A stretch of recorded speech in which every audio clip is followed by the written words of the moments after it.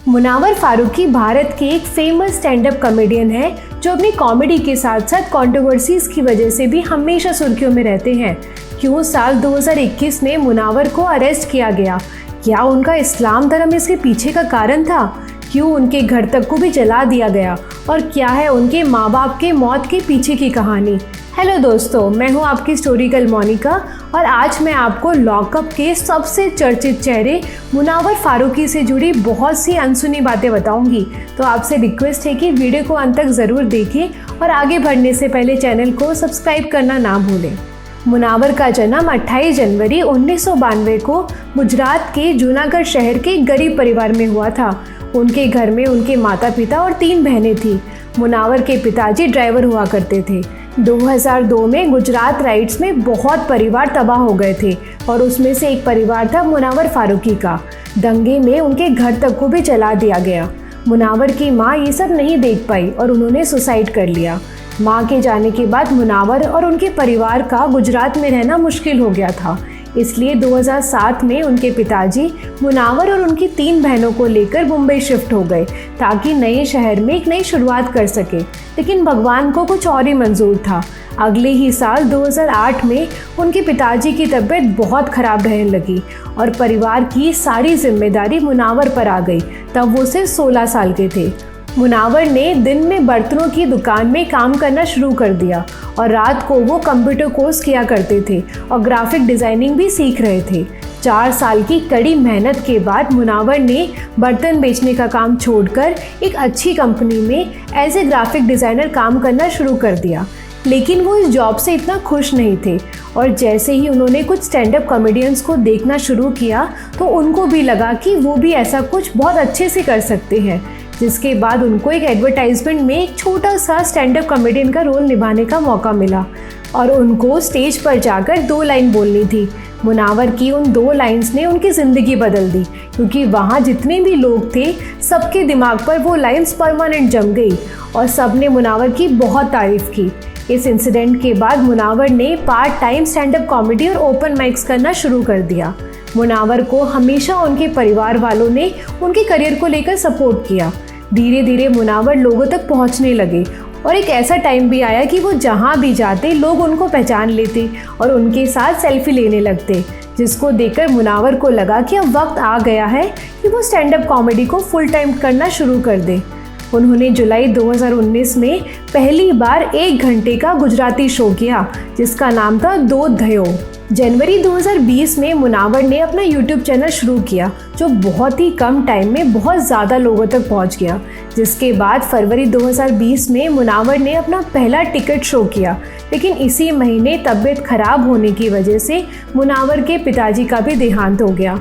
मुनावर ने stand up comedy को serious profession बनाना शुरू किया ही था कि कोरोना की वजह से देश भर में लॉकडाउन लग गया। लेकिन मुनावर सोशल मीडिया और यूट्यूब पर एक्टिव रहने लगे और लोगों को वो इतने पसंद आने लगे कि अक्टूबर 2020 तक तो मुनावर को शोज़ के लिए देश भर से बुलाया जाने लगा। मुनावर कॉमेडी के साथ साथ रैप भी किया करते थे। फरवरी 2020 में उन्होंने अपने यूट्यूब चैनल पर एक सॉन्ग निकाला, दी चौकीदार सॉन्ग, जिसमें वो मोदी जी के ऊपर बोलते नजर आए। इसके बाद मार्च 2020 में एक और वीडियो निकाला, एनआरसी और दिल्ली राइट्स, जिसमें वो दिल्ली में हुए दंगों के बारे में बात करते नजर आए। ऐसे ही मुनावर अपनी स्टैंड अप कॉमेडी में भी पॉलिटिक्स और धर्म को लेकर अपने विचार रखते नजर आते रहते हैं जो काफ़ी लोगों को पसंद नहीं आता, जिसकी वजह से मुनावर को लोग मारने तक की धमकी देने लगे और इसी डर से 2020 में 20 से भी ज़्यादा शोज़ कैंसिल कर दिए गए। और सिर्फ इतना ही नहीं, जनवरी 2021 में तो मुनावर फारूकी को मध्य प्रदेश पुलिस द्वारा अरेस्ट भी कर लिया गया।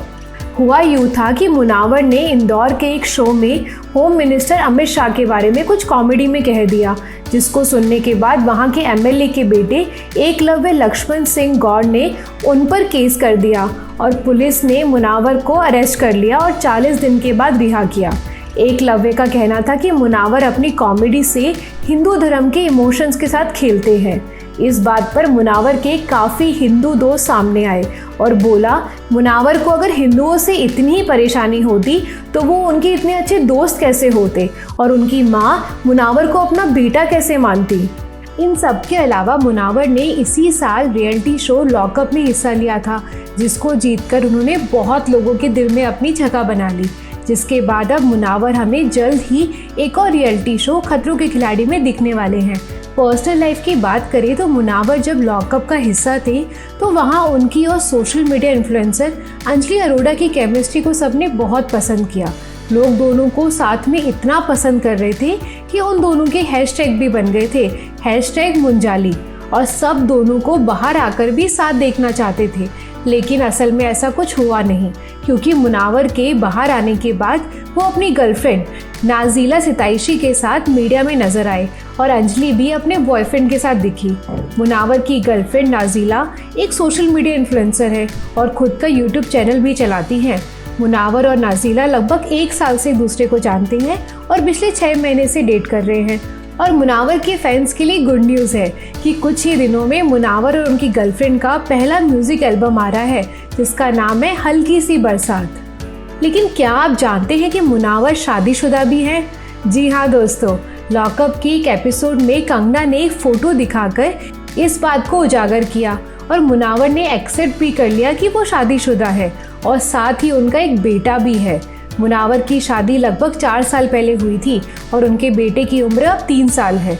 आपको बता दें कि दोनों का डिवोर्स केस अभी कोर्ट में चल रहा है। इन सब के साथ साथ ऐसी खबरें आ रही हैं कि मुनावर को खतरों के खिलाड़ी के बाद बिग बॉस OTT 2 के लिए भी ऑफर आया है, लेकिन अभी तक इस बात पर कंफर्मेशन नहीं हुआ है कि वो इसका हिस्सा होंगे कि नहीं। क्या आप मुनावर को बिग बॉस OTT में देखना चाहते हैं कि नहीं? मुझे कमेंट करके ज़रूर बताएं। और क्या आपको लगता है कि मुनावर खतरों के खिलाड़ी जीत सकते हैं? इसका जवाब मुझे कमेंट पे ज़रूर दें। वीडियो को लाइक एंड शेयर करना ना भूलें और चैनल को सब्सक्राइब करें। आपसे मिलूंगी जल्दी नेक्स्ट स्टोरी के साथ। तब तक के लिए धन्यवाद।